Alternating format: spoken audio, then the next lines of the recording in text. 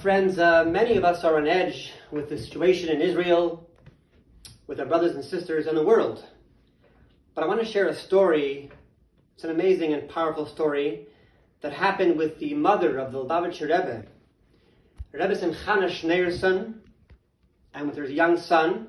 They were escaping, I believe, from the Nazis on one of the last trains out.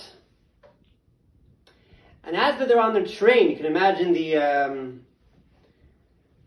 situation at that point. The anti-Semitism, the hate. You could feel it. And all of a sudden, the Lubavitcher Rebbe, a young man, started to take out his tefillin to pray.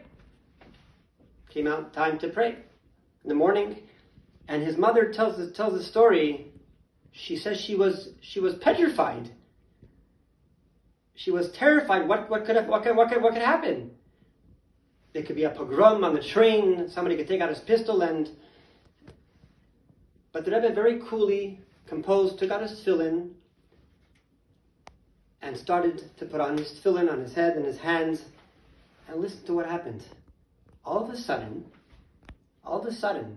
a wall of people were formed who got up. These were people who were not exactly the ones who love us.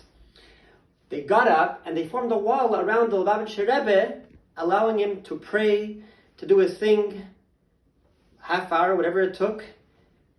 A whole, like a wall, protecting him, that nobody should disturb him. And she was amazed. She writes this in detail. But I think the message is beautiful. We're experiencing quite a lot of anti-Semitism and hate these days.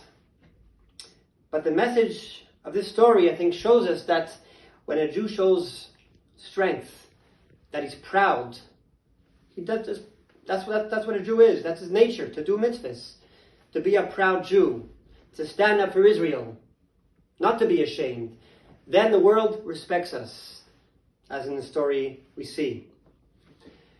You know, there's talk about perhaps taking off a kippah or hiding the mezuzahs, to take them off, and it's delicate.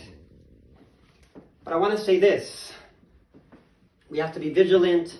We have to ensure the police and the government are on their toes to protect us. Absolutely. But to take off protection and a head covering is exactly what they want. It's exactly what they want. You know, for ladies, neshek, Shabbos candles, there's an acronym of neshek, Nerot Shabbat Kodesh. It means candles. It also means in Hebrew weapons. The weapons for a Jew is mitzvahs, is Torah. It's not the red string around your wrist and all the wonderful, interesting amulets and then beautiful. It's the basics, the aleph base, Torah mitzvot, tefillin for a man, mezuzahs for all people, men and women. And it's like a helmet. You wear a helmet as a protection. So we need to add in more Torah, in more mitzvahs, more protection, not less, God forbid, to hide the mezuzahs. And of course, perhaps in a certain situation, very unusual and rare, to ask your Orthodox rabbi what to do. But that's what I wanted to share. I want to just end off. The Shabbat is Bahalotcha. Bahalotcha means to lift up. So the question is, it should say, when you light the candles, what is this kind of word, Bahalotcha, when you lift up the candles? It should say, light the candles. And the answer is that each and every one of us has to lift up each other, to inspire. There's a lot of negativity in the media, that's not our way. Yes, we have to defend ourselves, but we don't walk into a Hamas demonstration and ask for trouble. Very simple.